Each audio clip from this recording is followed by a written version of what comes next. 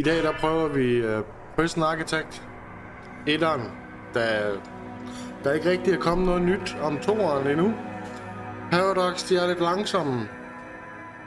Det er blevet delayed 2 gange indtil videre, så jeg ved ikke helt, om man skal stole på, at det overhovedet kommer.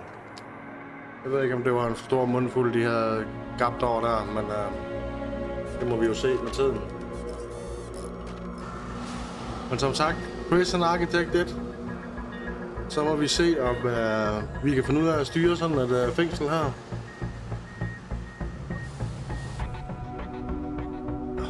Formand's office, chief's office, warden's office, garbage. A lot of garbage. Og en præst der. Prison Architect.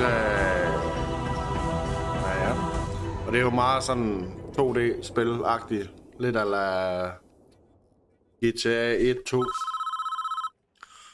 Ja. This is a tough run. There's a prisoner incarcerated at this facility who's been convicted of a double murder, okay, and sentenced to death. Okay. That's where we come in. We have been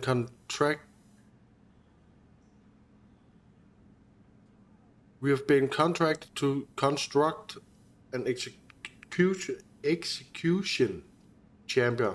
Champ? Jeg ved det ikke. In time for the guys big day. Big day lige frem. Så det kan sige det så kynisk måske. Altså, this is where I want the new facility to be built. The first step with any project is like this is to construct the building itself with enough space inside to fit a executing room and a holding cell. Okay? Let's get started. Construct a new building here. Yeah. We also need a entrance to the new facility. Yes. Build a large jail door into the south wall. Okay. Foundation.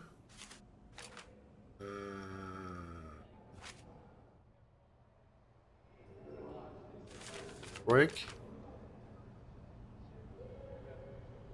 Construct a building to house the execution. Er det bare sådan her, eller hvad? Det må være. Bum. Ring. Hvad nu, mester? Storage. The workmen are responsible for the construction of the building, okay? They'll collect the steel and concrete from the storeroom and take it to the construction site. They'll use those raw materials to build the foundation and framework of your new building. Yeah. This is the slowest part of the construction, so you should plan ahead when building a new facilities. Okay. While we wait, take a look around. Use WASD or the arrow key to move around, and use the mouse wheel to zoom in and out. Okay. Ja.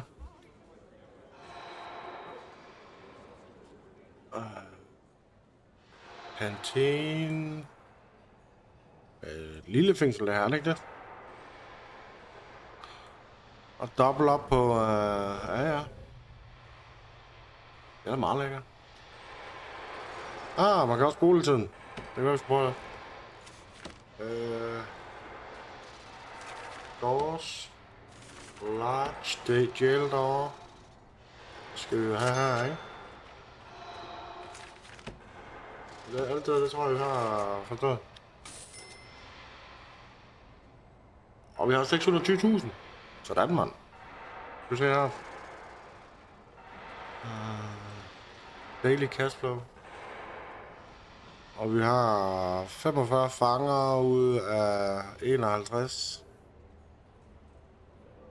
Der står der ikke nogen på death row. Nå.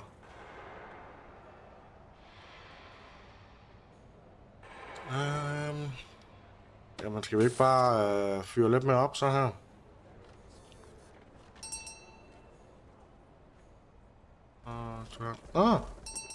Ja. Hvad skal vi så? Beside the building, I want a cell and an execution room.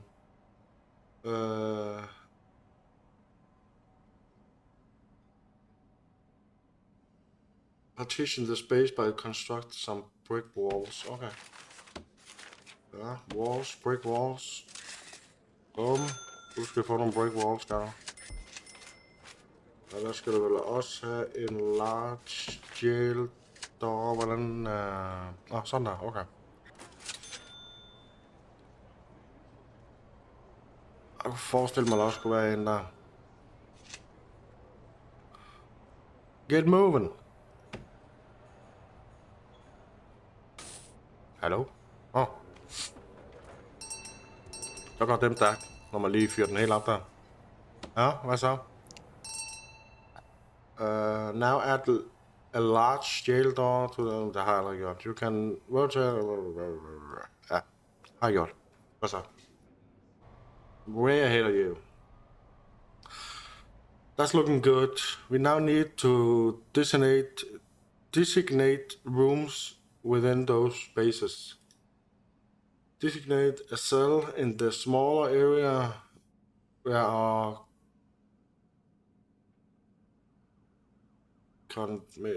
inmate will live. Yeah. Then designate the execution room itself in a larger area. Yeah. Rooms. Execution. Attack. Cell. Attack. Holy shit, no. Those new rooms have equipment before they became functional. The cell needs a bed and a toilet. The execution room needs electric chair. Og det var det ikke. Okay. Bed. Der. Toilet. Der. Og der. Super. Lad os lige spole lidt her. Bum. Bum. Det var en celle. Og den der chair der. Bum, mand. Giv den noget gas. Den kommer nu.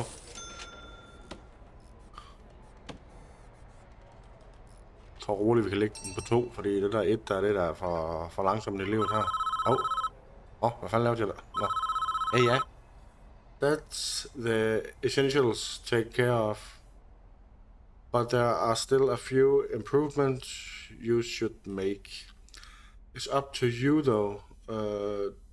These aren't strictly required.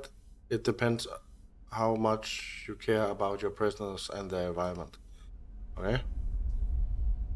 In the cell itself should be improved with a outward facing window and a small bookshelf. Okay. Undskyld. And the facility would look better with a higher quality floor material like wooden floorboards or mosaic tiles. Okay.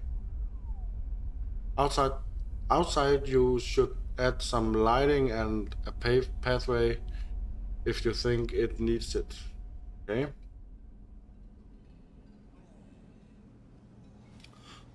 Det er ham der, ja, okay. Jeg snakker lidt med præsten her. This is the man in question. Edward Wormsey. A teacher once, would you believe? It's not our place to decide if he deserves this. The law has made that decision. We're just here to do a job. Once you are satisfied with the facility is ready, you can begin the prisoner transfer to his new cell. Simply click on the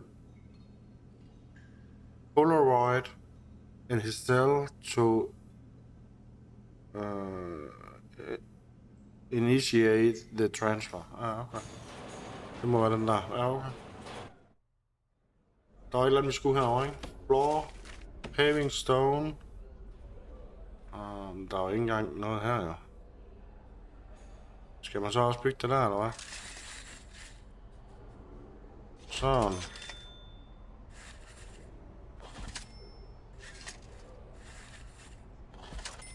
Ah, det kunne man da sagtens gøre sådan der. Man kan så se, der er ikke rigtig noget nogen steder faktisk. Hvis jeg ikke bare lige gør det over det hele, så har vi da fået det gjort.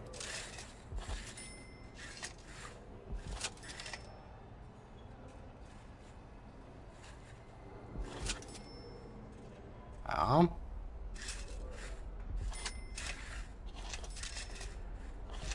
Ja.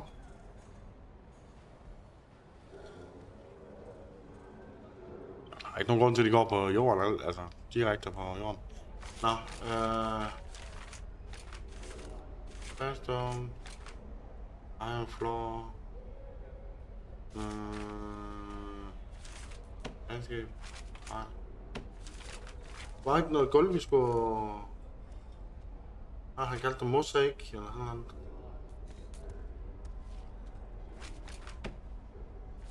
Windows.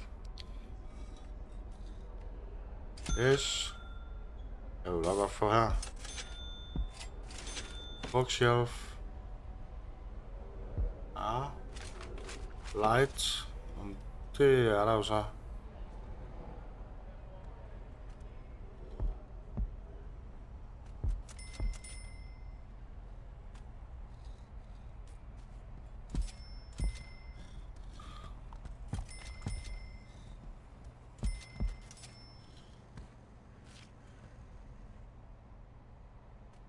Så giver den bare gas. Men der var noget med den der gulv der. Paving stone. Ja, der har jeg fattet. Der har... Mosaic floor. Der var det. Bum. Kan vi ikke bare lægge... Nej, okay, det kan man ikke eller hvad? Paving stone. Concrete tiles. Mosaic. Sådan der. Ja, nu ser det helt sikkert godt ud. Det er da mærkeligt ud, men okay. Og så er der blevet bygget veje rundt omkring her. Det her nede ser godt nok lidt sjovt ud. Paving stone. Der.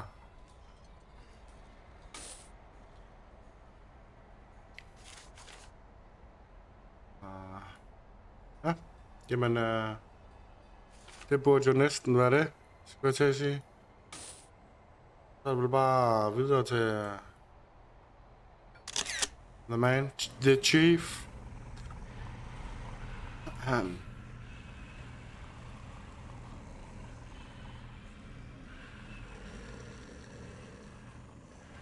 Don't shed one tear for this guy. He's a stone cold killer, guilty as charged.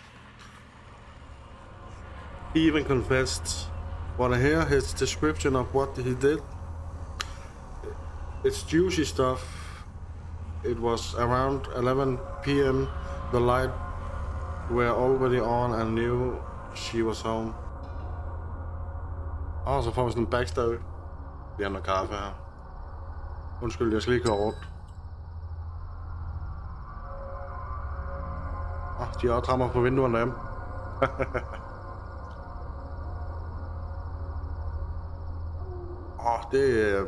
Det er juicy stuff det her. Vi skal lige lukke øjnene, hvis man er lidt mindreårig. Oops. I knew it. I'll catch you. I knew I will catch you two here. Edward. Don't. Just don't. What are you doing? What are you going to do? Bam bam.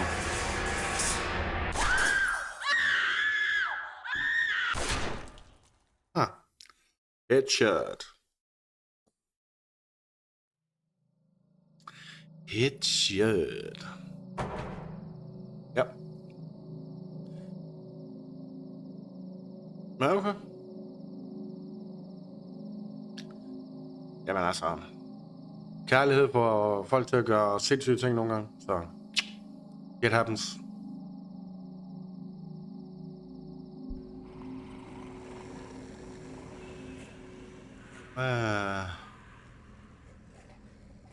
Clear as day, if you ask me. Deserve every vault he's gonna get. Okay, slap af, man. All men deserve forgiveness, even him. Are you so sure in yourself that you can deal...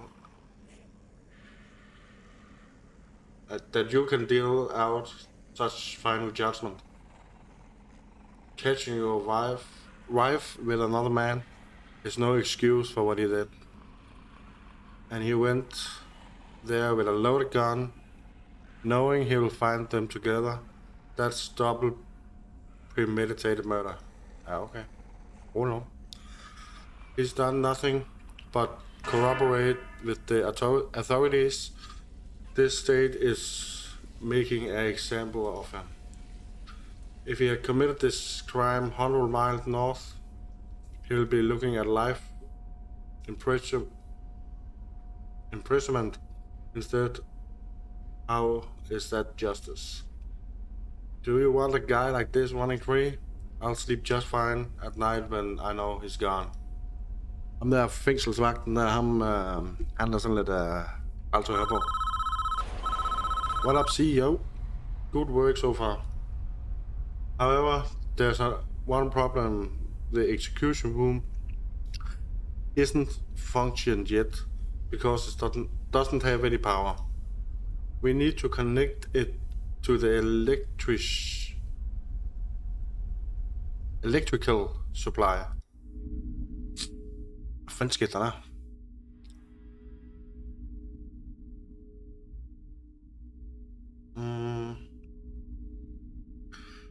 We are now viewing the prison in utility mode, which shows us the electrical wiring layout for the entire prison.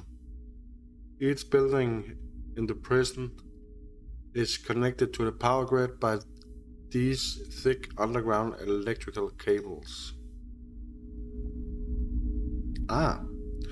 Power is provided to the prison by the substation, which draw electricity from the national grid.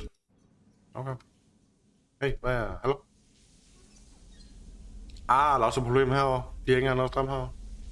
As you can see, this entire wing of the prison cell is without power. All of the lights are out. To fix this problem, we first need to switch into utility mode to understand why the lights are out. Okay. Ja, det var nemt nok. Det var fordi, at den ikke kører hele vejen her. Gå videre. The nearest electrical cables are too far away. Our engineers can't complete the wiring for this area. Extend the electrical cables nearby to cover this wing of the prison. I will do. Men er det ikke også lige her? Jo, se her. Så gør vi det bare sådan her. Bum. Yes. Ja, tak. Og fuld smadre på speeden, tak. Så vi kan se, hvad der kommer til at ske her. Og de lægger det sådan lidt random. Lige 2 skotter. Ligger det sådan meget random, faktisk. Ja. Lights aren't the only thing that needs power. Your electrical chair does too. Willie! Use the power cable to connect the execution facility to the power grid. I already do that. You're too far behind. The electrical chair itself is a special type of electrical item. It requires its own dedicated power line. You'll need to connect it up directly with main cables. I already did. Ja. We are almost done. I think we should test the new execution room at least okay, once before we try to use it though. Oh really? We're nødt I'm just going to turn it. Undskyld, jeg skal åbenbart lige gave. Så er jeg her klokken lidt i 8.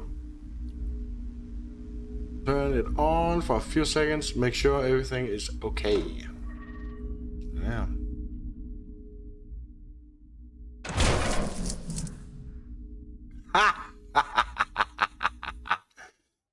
I gjorde alligevel ikke det. Well, that didn't work. Looks like we have thrown too much power and tripped a circuit breaker in the power station. The whole prison is dark. We are going to need more juice to be able to handle the power spike that the electric chair generate. Yes, sirs. First, we need to turn on the power back on. This is a two-step process. Switch the power station back on by clicking on it and select switch on. The building there then built 3 more capacitors so we have enough power capacity to handle the electric chair. Once you have done that, test the electric chair again by clicking on it and select switch on in menu. Hallo? Han sagde 3 nye, ikke også? Men ved du hvad? Jeg tænker simpelthen bare, der skal nogle... Vi vil bare af, man. Vi har penge nok. Lad mig være sikker. Vi gør nogle mistakes her. Det er helt sikkert.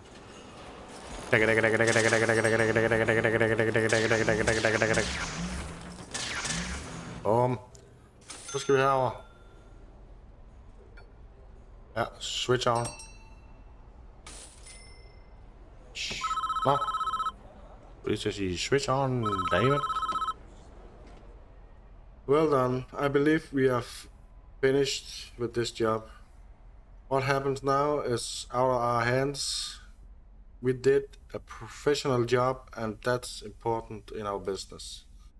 Try not to worry about what happens next. Det er sgu lidt svært, du. We are about to kill a man. Because he killed a man. Det giver meget god mening, eller? Nå. Ja. Jo, det gør det jo faktisk, men noget for noget, øje for øje, eller hvad man siger.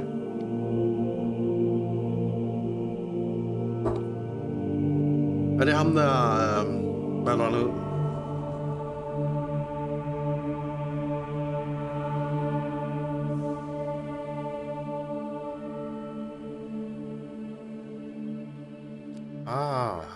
På vejen i kirken. The priest. Can I help you? Edward.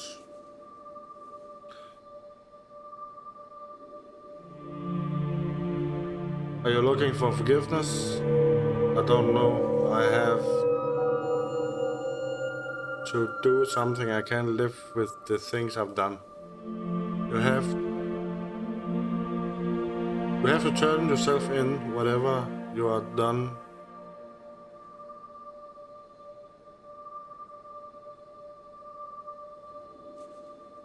You have to turn yourself in, whatever you're done. You cannot evade the consequences. You will never be able to live with yourself until you face up to your past. I want to go back. I want to forgive her. I want her to forgive me. Too late. God will forgive you no matter what you've done if you ask him to. But you must answer for your crimes in the eyes of the law. There's no other way.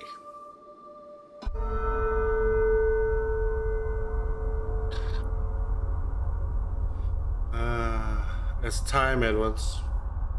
You have done the right thing, even though this world will not forgive you for it. You will be with God soon, and He will have the final judgment on you. Oh no, tough shit.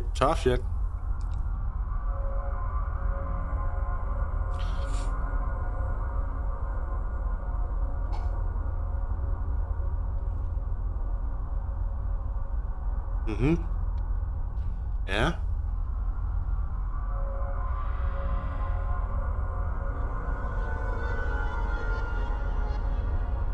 Holy shit, man.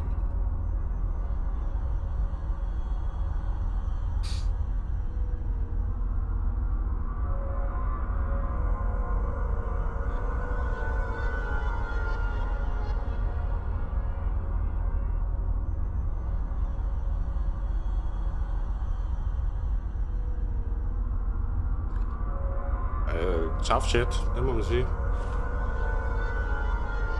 Hvad, skal jeg trykke på noget, gøre noget, eller hvad skal jeg? Nå. Hvorfor er han sådan heldig på? Man ved jo godt, det er ham.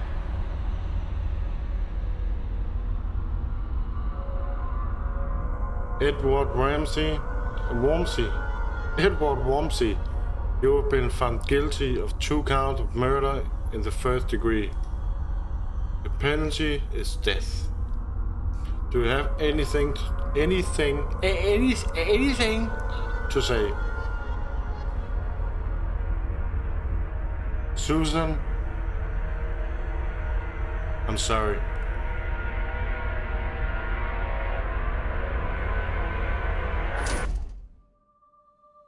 Okay. Ja. Vildt nok. Hvad man skal sige.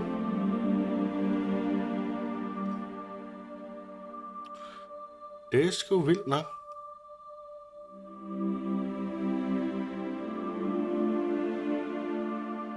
Det er i hvert fald ikke for sjov. Lad mig sige sådan. Det er det sgu ikke.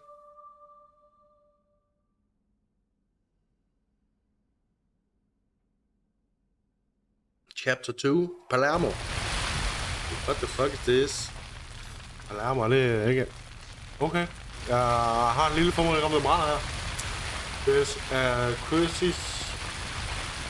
There's a crisis brewing at one of our other facilities. Someone started the fire in the prison kitchen. Holy shit. Ja. Det vigtigste er, at vi får den puttet ud. Eller slukket. Stop any causality and prevent more damage.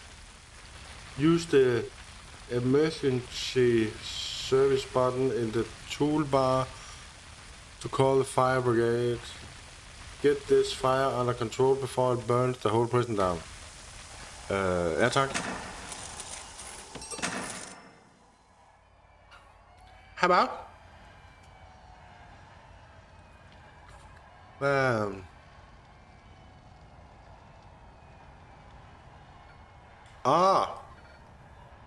Ja, jeg tror nemlig noget med, at man kunne... Ja tak, og så... Dertil. Og ja. Dertil.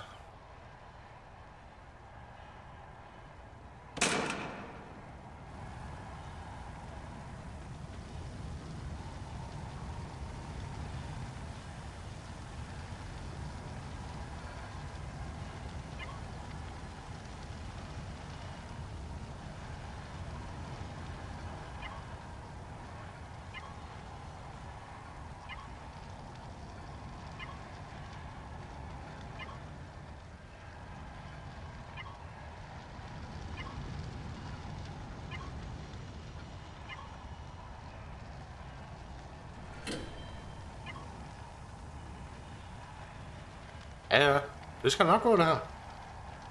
Det er helt under.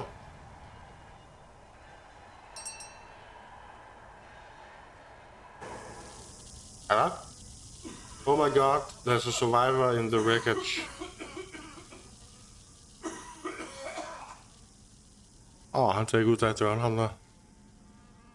Selv er ristet ud. Christ on crutch. It's Don Palermo.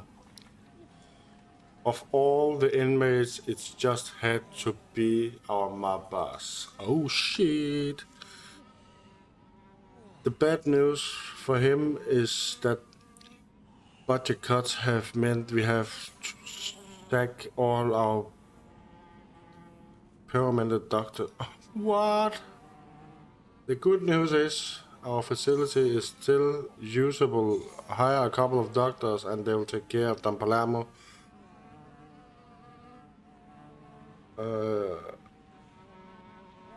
While we sort this mess out. Okay. We need to clear up this mess. Use the bulldozer tool to demolish the ruined canteen and kitchen. You need to remove all debris. Okay. I can do that. Designate a garbage zone adjacent to the road. Our workmen will dump the wreckage there for the garbage truck to dispose of it. Finally, can you send those firemen home now that they've done their job? I've added more details on each of these objectives into your to-do list. Anytime you are unsure what to do, highlight the object and you will see additional instructions. I can do that. I can do that for you. Garbage.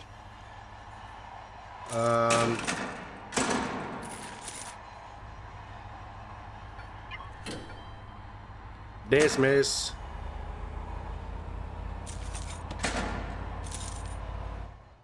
Hallo? Kan vi lige få jer ud herfra? Kan vi lige... Hold da. Stealth Doctor.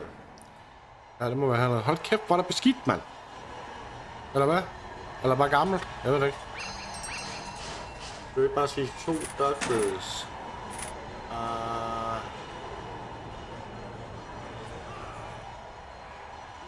Hvorfor blinker den i det her? Skal vi have nogle flere af dem her, eller? Så siger vi bare 30. Bulldoze. Ja. Kan man ikke bare bulldoze noget af det? Eller hvad? Kan man måske ikke. Så det derovre, det er jeg godt klar over. Det skal bare helt væk. Men det herovre, det kan du godt bruges igen, eller hvad? Kan man måske ikke. Jeg ved ikke, det må vi se. Ja, bare få noget fart på, det går vel lækkert. Hvad er det her for noget?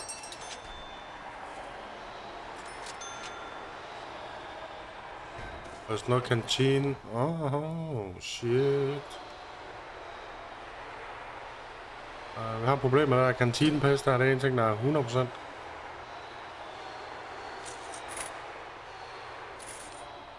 En, der har fundet mig noget burger.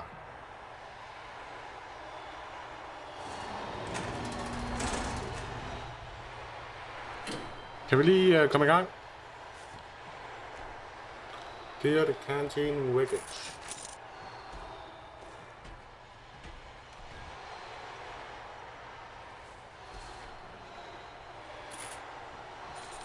Og for det simpelthen har vi bare dumper hele pisset. Det kan jeg godt sådan fornemme på det hele.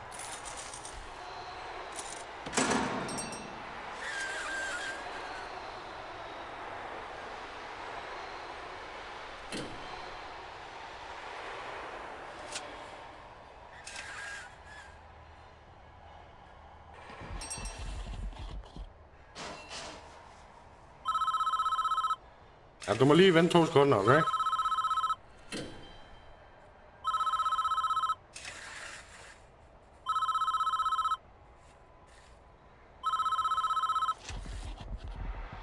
Det er der faktisk, man. Good work. Let's check up on our casualty. Infirmary. Unconscious. He's about to die. He's about to die.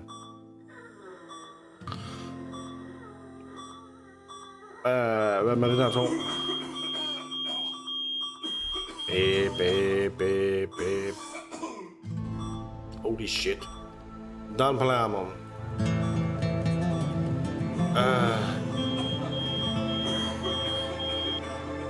I think he's trying to say something.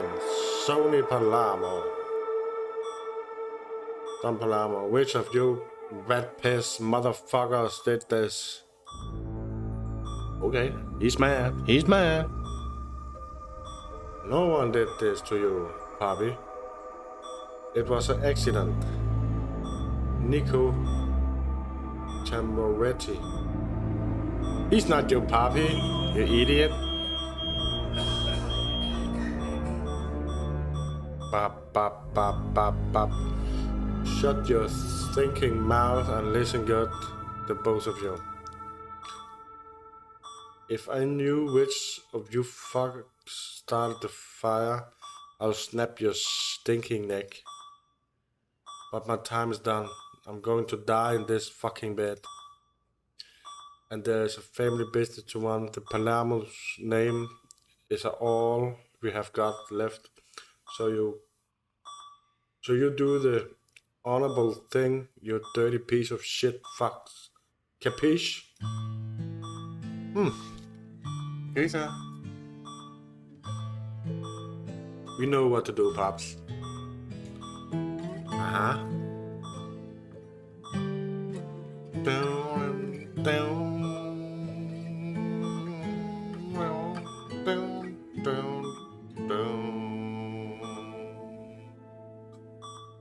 Watch your fucking back.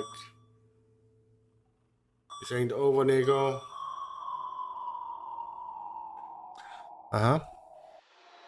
Without food, these inmates will be tearing the walls down within a couple of days. We've got to secure the prison before we end up with a riot on our hands. This is the deployment screen from where you can control the tactical deployments of all your guards. Deploy a spread of guards to all cell blocks and rooms.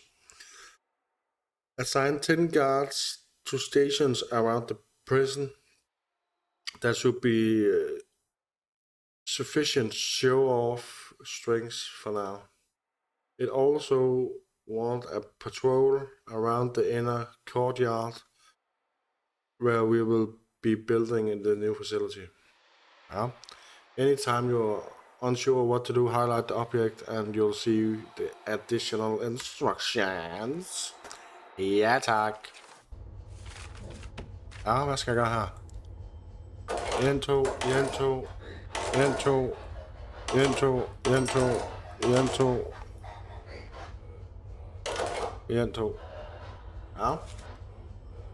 Patrols.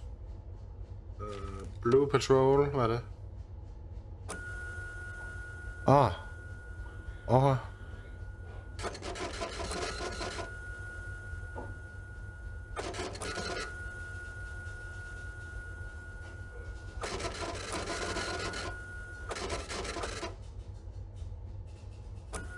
Lige lad dem gå derud også.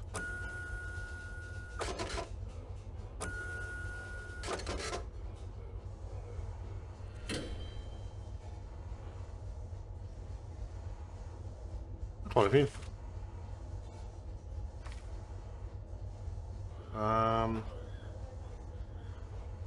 Magenta patrol, color patrol rules allow you to overlap and assign separate guards to them. Click and drag to create a... okay.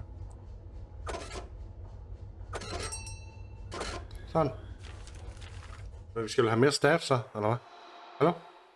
We have lots of work still to do. We need to turn our attention to replacing the kitchen and canteen, First, we need to rebuild the kitchen. You'll need to install several pieces of equipment and hire some chefs. Once that's done, build a new canteen. Once you have all that completed, the chief will automatically start preparing meals for the entire person. If you aren't sure what to do, anytime highlight the object and blah blah blah blah. Yes. Men så vidt jeg ved, så er jeg i gang med den her. Rooms, nej, staff. Ja, vi skal have nogle flere af dem her, det er helt 100. Vi kører den lige op på 35. 4 cooks. Og så skal vi have nogle doors her. Dobbelt op på alt det gode, skulle jeg til at sige. Der. Der. Og... Der.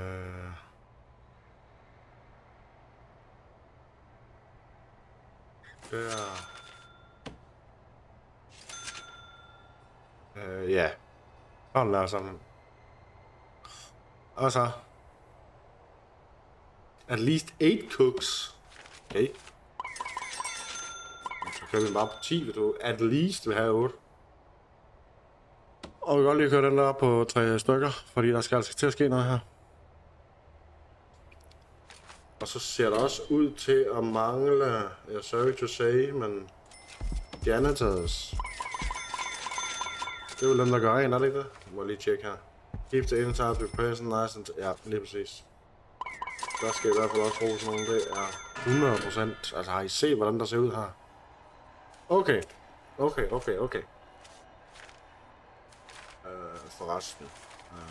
Forresten. Latest, utility. Water. Dismantle. Det der, den der. Alt det der. Kan godt lige blive dismantled. Og så skal vi have nogle power cables. Kan vi ikke køre dem sådan nogenlunde, som de var før? Hvad vil det sige? Sådan cirka... Der. Der. Der. Der. Ja. Og så skal vi have... Jeg tror strømmen kom ind her før. Vi skal lige have dismantled alt det herovre. Fordi jeg er ikke sikker på, hvordan der var lavet.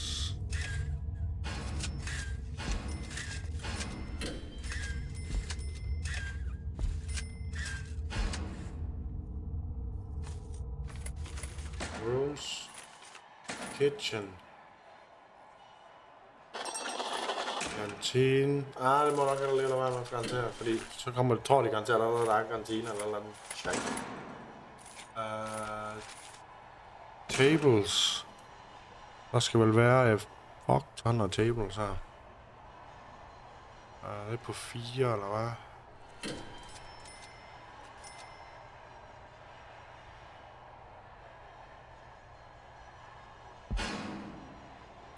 Hvor meget fylder det hele egentlig? Er der ude at kopiere ting på? Kan man det?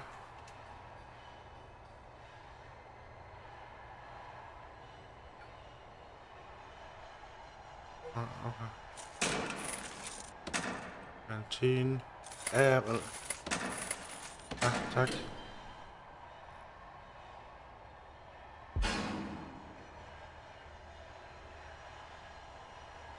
Der skal vel være 2 imellem. Altså sådan. 1, 2. Undskyld, hvad jeg lige har lavet her. Der og der. Ja, det er... Ja, tænkte nok. Der. Hallo. Der. Right? Der er ikke noget måde at have en kopi af ting på. Ikke dumt. Godt så. Clone. Ha! I can do this. Så. quick build. Hallo. Der var mig, der var...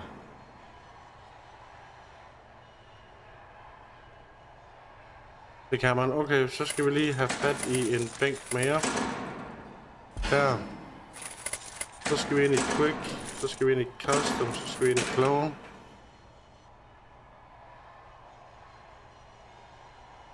Er der nogen, der lige gider komme med den bænk der? Hallo? Thank you very much.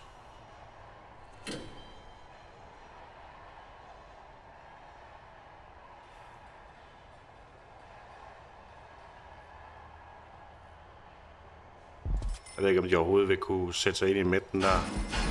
Faktisk. Det vil de sikkert ikke kunne. Hvad, skal der være andre ting derinde i, eller hvordan?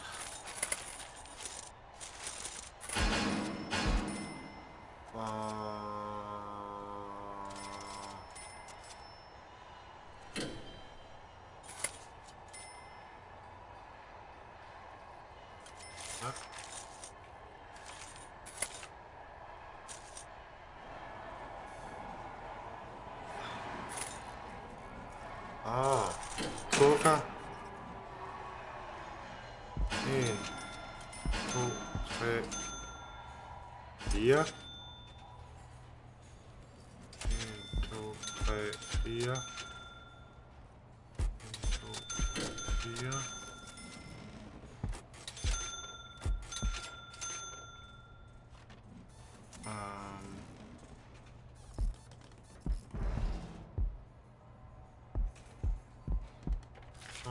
Bridges.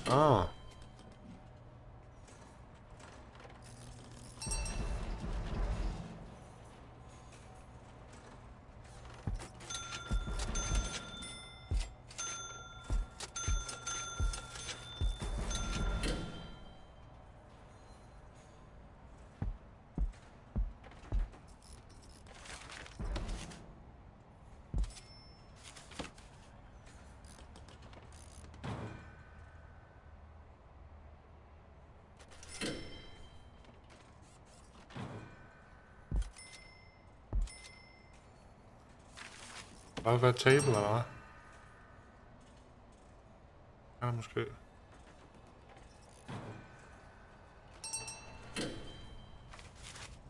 Fire sprinkler. Ja, det er nok rigtig god det.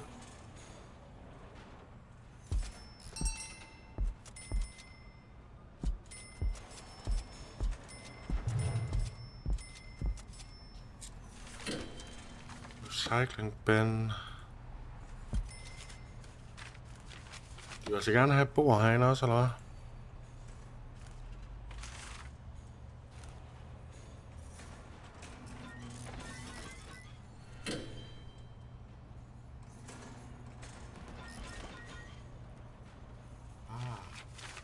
Kan være, vi bliver nødt til at gøre sådan her.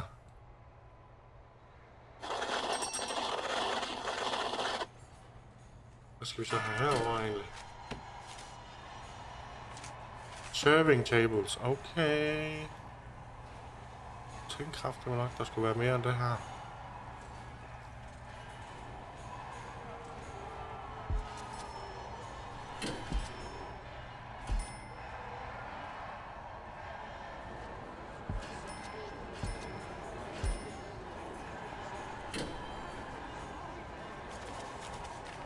Der skal vel også være noget sprinkler og så en eller anden art.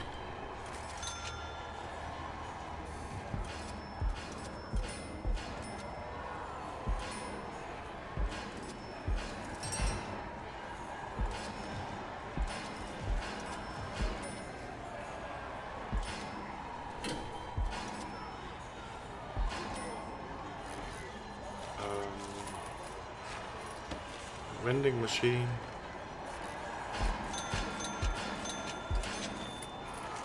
Snack machine. Ja. Så kan vi lige skulle slippe 2 af dem der så.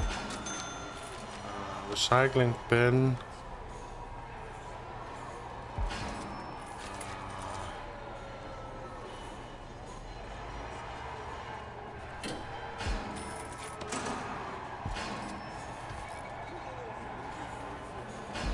Ja. der så har været brug for. Serving tables. Oh shit. Det er vi nødt til at have noget strøm herinde egentlig.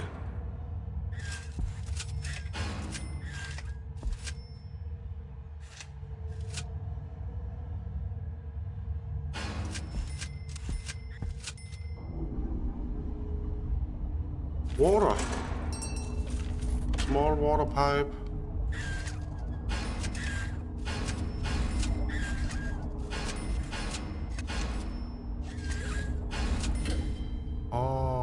De er simpelthen også svære. Ja, okay. Ja.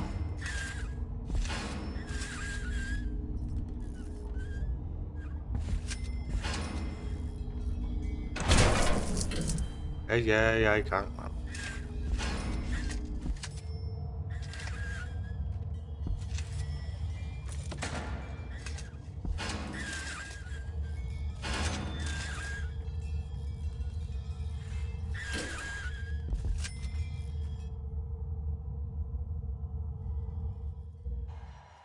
Hvorfor er der ingen ting, der virker nu?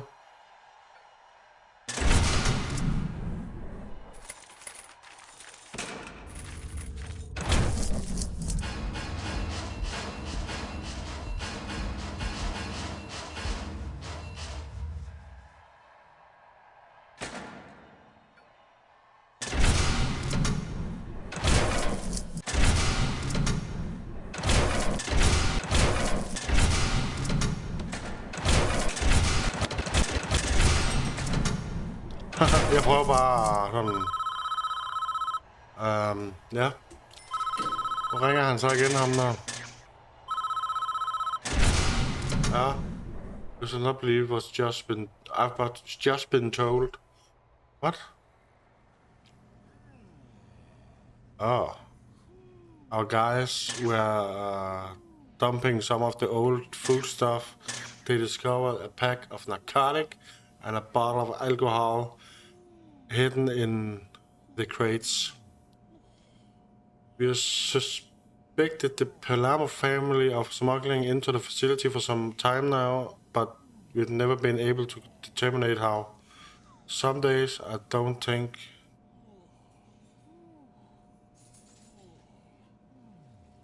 Some days it doesn't just rain, it pours. Okay. Og så CEO Don Victor Palermo, boss of one of the most East Coast most feared mob families. Okay. The Palermos included the FBI for decades. Antonio Palermo, the Don's eldest son and natural heir,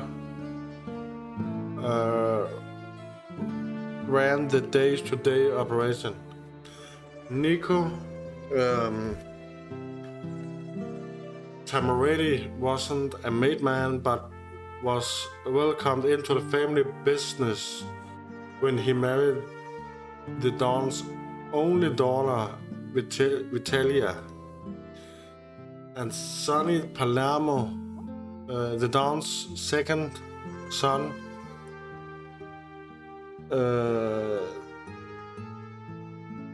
that runs out of letter, temper, and like a pit bull, and only half as smart.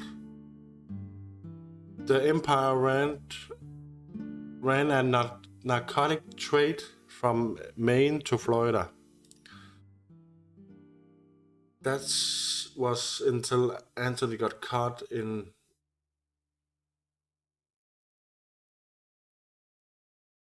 flagrant delict. Jeg ved ikke.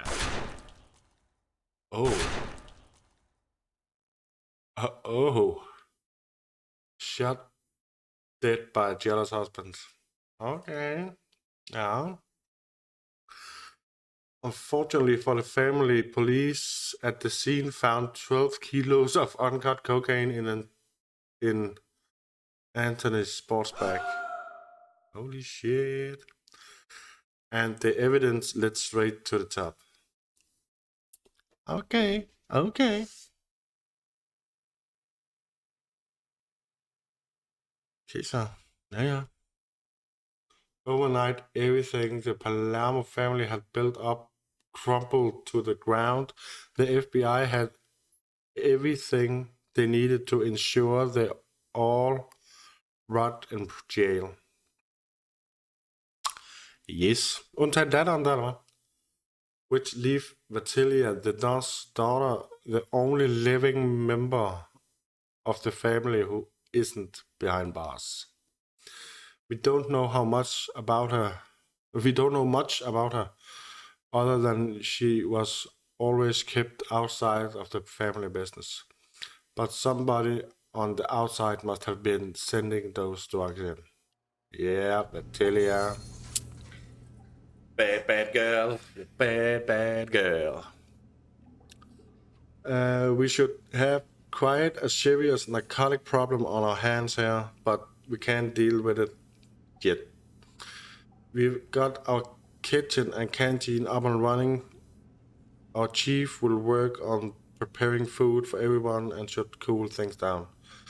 I'm concerned that the fire was already deliberate and we don't want a repeat of that. In Storm Spring, det har jeg allerede gjort. Jeg har installeret sprinklers. Bare roligt. I got you. All prisoners have needs. Those needs directly impact how your prisoners behave.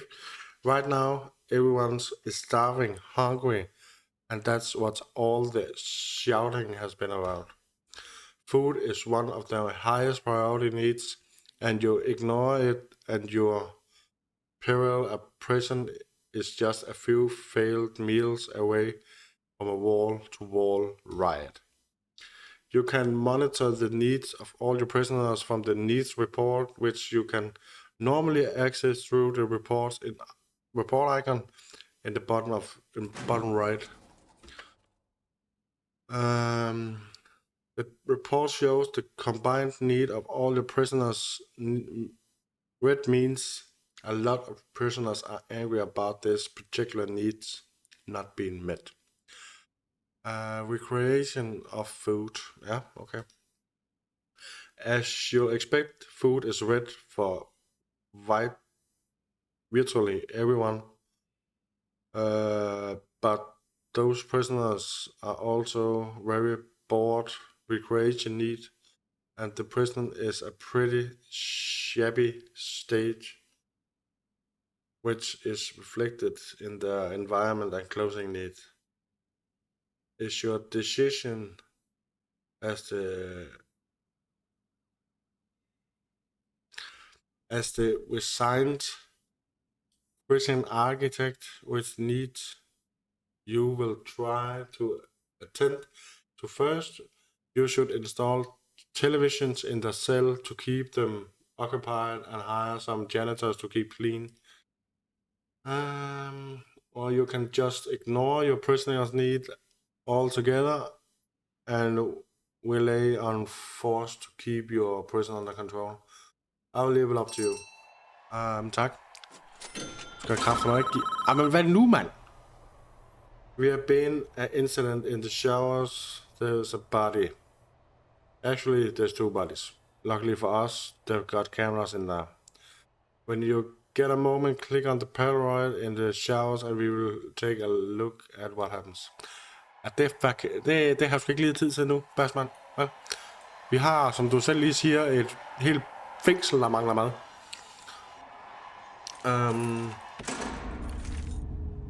Der er styr på det der.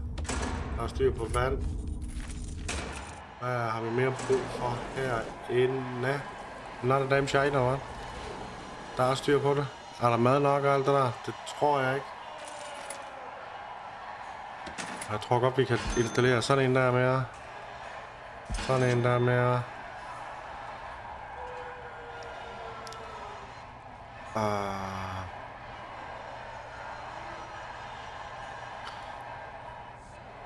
Ja.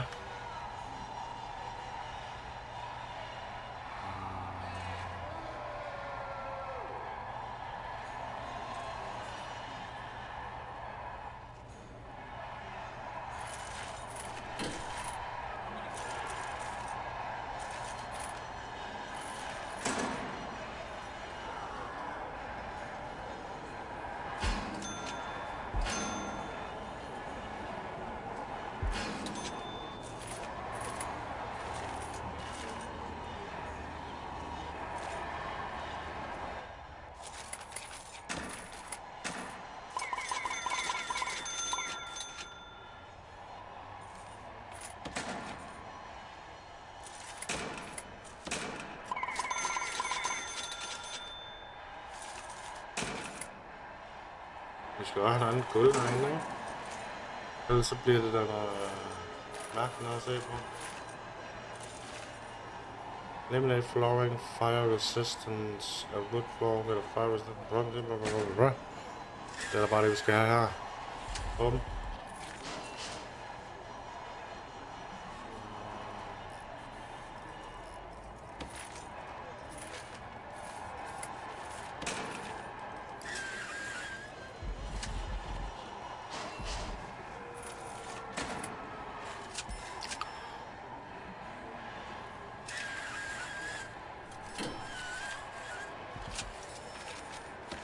Og så snakker de noget om noget fjernsyn eller hvad? TV.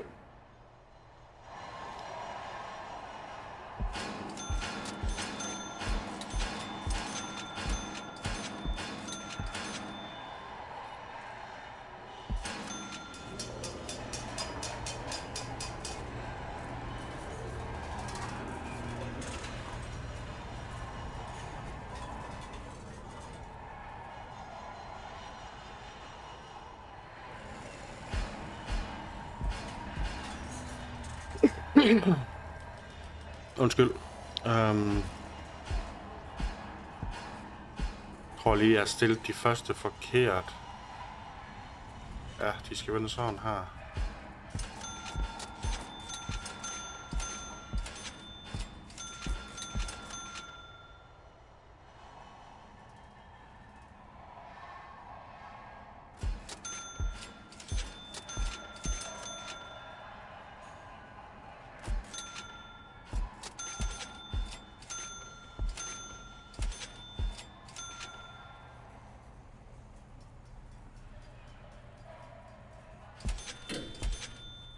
Nu må vi hellere få nogle fjernsyn ind, så de kan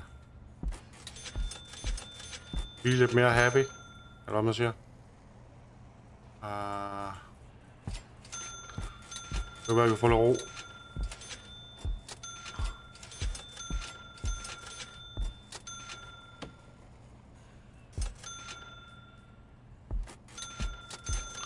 Så det var da en mulighed i hvert fald, ikke også? Og så må vi lige tage alle de andre needs hen ad vejen. Men jeg tænker også, at når vi lige har fået placed de her sidste fjernsyn, så var det det. Fordi jeg har lidt over en time nu. Så det tænker jeg er ganske fint lige for nu, i hvert fald. Vi lige stille på fjernsyn herinde også. Large TV. Ja, det er jo trods alt den. Nej, ved du hvad, vi tager sgu de små.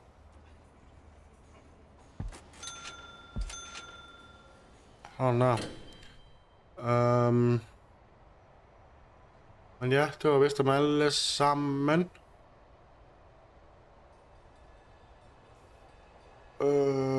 De har fået tv dernede, eller hvad?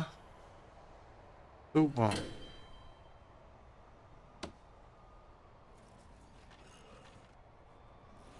Yes. Skal vi have et par kokke mere, eller hvad? Den måske.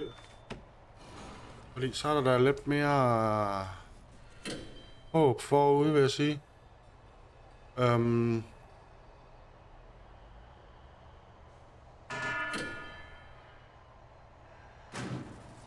Hygiene. Ja. Nå. Men ja, altså like og subscribe, hvis I vil se noget mere af det her. Nu var det bare lidt sådan en lille test. Se om det er noget, I gider se på. Like og subscribe. Kommenter, hvis I gerne vil have episode 2. Så vil jeg bare sige tusind tak, fordi I så med. Person arkitekt. Så ja. Tusind tak, fordi I så med endnu en gang. Og vi ses i den næste video.